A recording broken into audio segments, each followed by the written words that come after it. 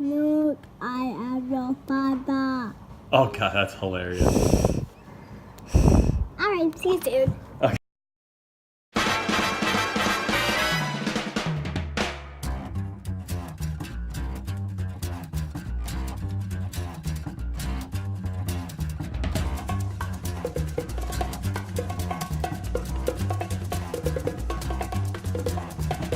I think it's time to blow this scene. Get everybody in the stuff together. Okay, 3, 2, 1, let's jam. Okay. So, like I said before, yesterday, last video, I went through this bag briefly and stuff like that. Now I feel like I want to make a longer video for this and show you guys basically what's in the bag. And let's start out. So, this is the Manfrotto 3N1 35. And like I said before, you have a main compartment and a top compartment. So, let's take a look at the main compartment first and what we have going on in here. I told you guys before, when you're wearing this, I usually wear it like this, but if you really wanted to, you could wear it like this, cross your body, and that's where being able to draw out of the side of the bag is going to work out really well for you. Because you can bring this around, open up from the side, and pull your camera out. Now that's pretty awesome, I think. Plus, you're able just to take it off at any point in time by releasing these clips. Unclip, unclip, open up, and open. First thing that we were dealing with, like I told you before, we have the Canon 1DX Mark I. And that one right now is married up to a Canon 70 to 200 f2.8. That's like my go-to for shots that I need at least some distance to or whatnot, or I need to zoom in. And then my other go-to is this, the Canon 24 to 70 2.8. This thing is the Mark I version. There's a Mark II version right now. And in all honesty, I beat this one up so much. It's been repaired a bunch of times. Thanks to the guys out at Northwest Camera. Gus, he's a great guy out there. He's put this thing back together for me at least 3 times. So that's that. My other one that I love to use, this one is my baby. This one is my absolute favorite. This is the 50mm 1.2 by Canon. I don't know if there's a Mark II version of this. I believe this is just the Mark I. But this one, I've told you guys before, this one's like the human eye. It has the same kind of focal length as the human eye, and then because it's a 1.2 to I think it goes all the way out to a 22, it can mimic the human eye and its aperture and everything like that too. And then also, we got that 16 to 35. Still has the Metabones adapter on it because I usually use it on that Sony A7R II. And that's all I have in here for lenses and stuff like that. Now, also the nice thing about this is we have this top portion here. And this top portion here is great for just carrying extra stuff. I always have a notebook with me. I always have at least a pen and a pencil. I have my Joby GorillaPod, like I broke in the last video. And this one comes with a Joby iPhone mount.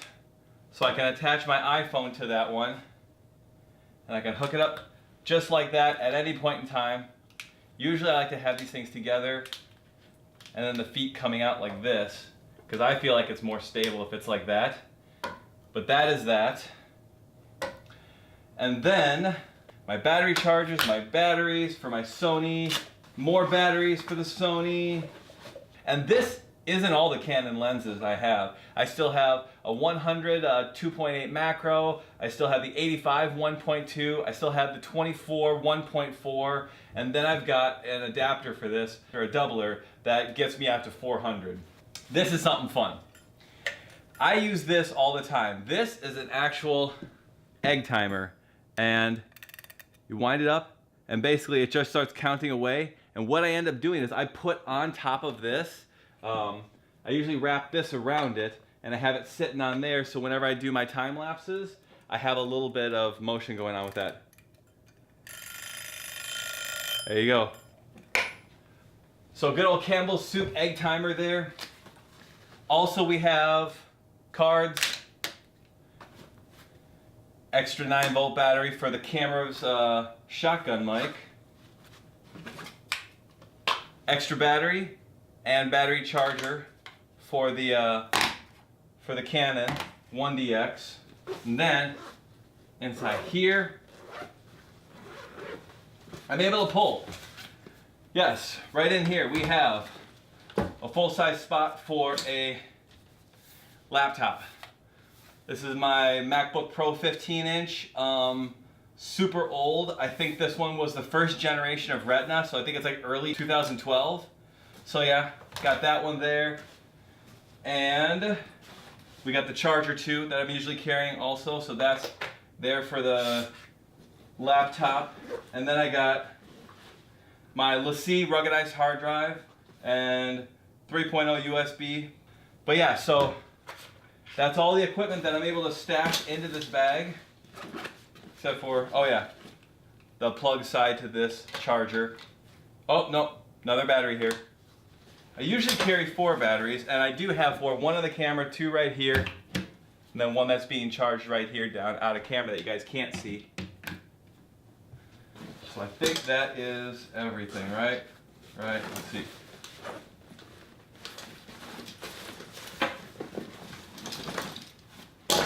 So that's basically it, you know? Like I said before, you can top mount, open this thing up, have your cameras.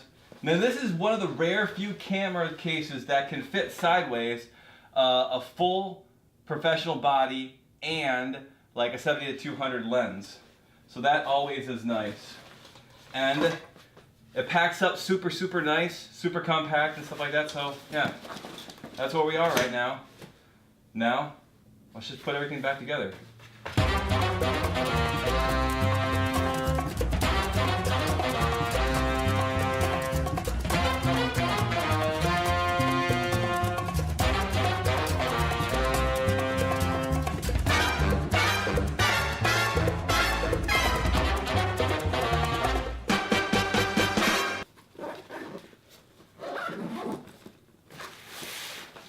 And boom, just like that. All packed up and ready to go. So, that's a little bit more full episode of What's in the Bag. Oh, here we go. Here's a new location for us, Minnehaha Falls. Oh. Hopefully I don't get hit by a car today. Like I said yesterday, not yesterday, in the last video, I'm gonna start showing you guys some of these locations around Minneapolis and Minnesota that are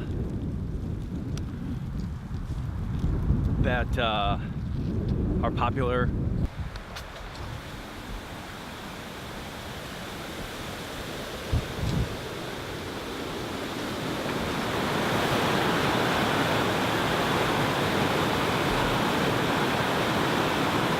I'll show you guys a couple of different locations. I wasn't sure if it was gonna be frozen over today yet, but it's freezing out right now. As of right now, it's like 17 degrees, so hopefully it's not gonna be too cold, but you can see a little bit that there's ice around the edges here.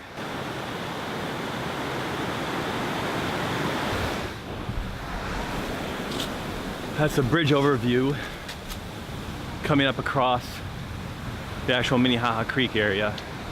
And then how you get down here is if you go to the north side of the creek, there's a little path that leads down. But the view is amazing no matter where you look at it from.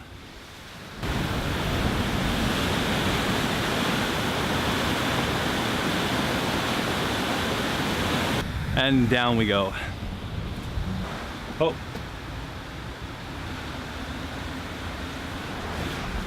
Watch out. The paint is wet.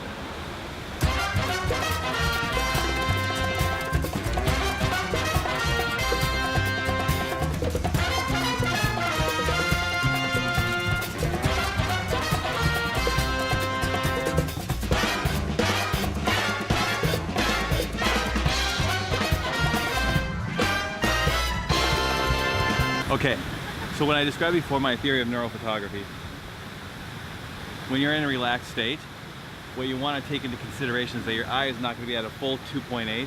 So for this one, I'm going to go with a 4.0, not quite an 8.0 because I don't think I'm fully in a relaxed state. So this is kind of cool. And my focal length, I want to keep it, like I said, between a 24 and a 70. So we'll see how that works.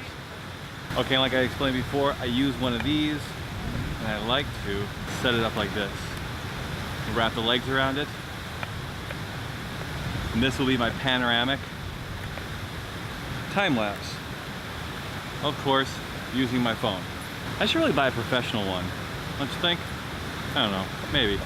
Just wrap it around until it is standing and all off everything else. Cool? Sound good? Yeah?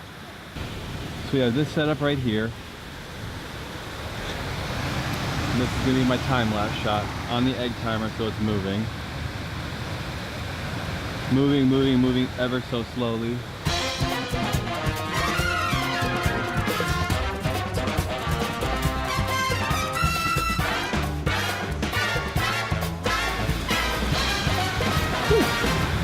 Here we go.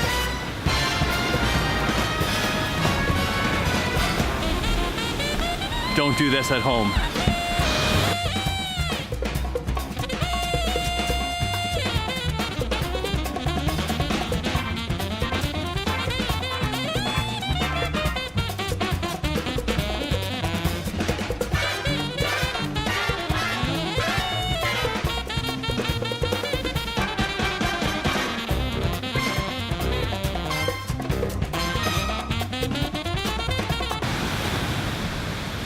My goal as I do this is to make sure that I don't break any icicles.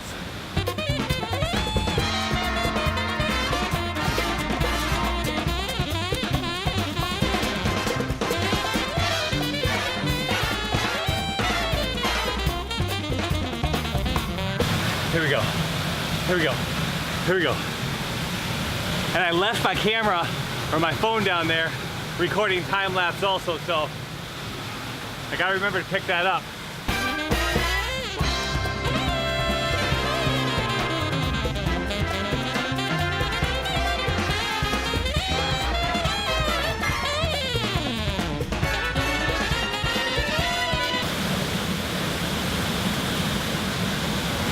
I don't recommend anyone try that. I am a trained professional in some way or another.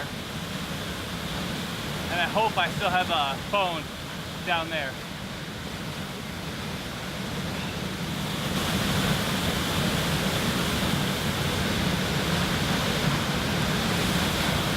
And this is also why I love this camera bag, I mean. Because without removing it or anything, whip it off, shove my camera back in there,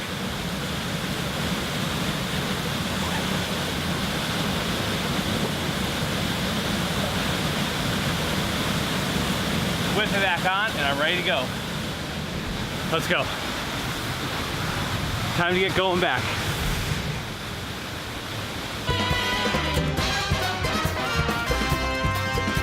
Face is kind of frozen. Fingers are definitely cold because it's 17 degrees. Oh my God, it's cold out. I try to shoot as many in a pano as possible, and then I'm gonna try to stitch them together for a large panorama, and we'll see what that looks like. But let's get one last parting shot here.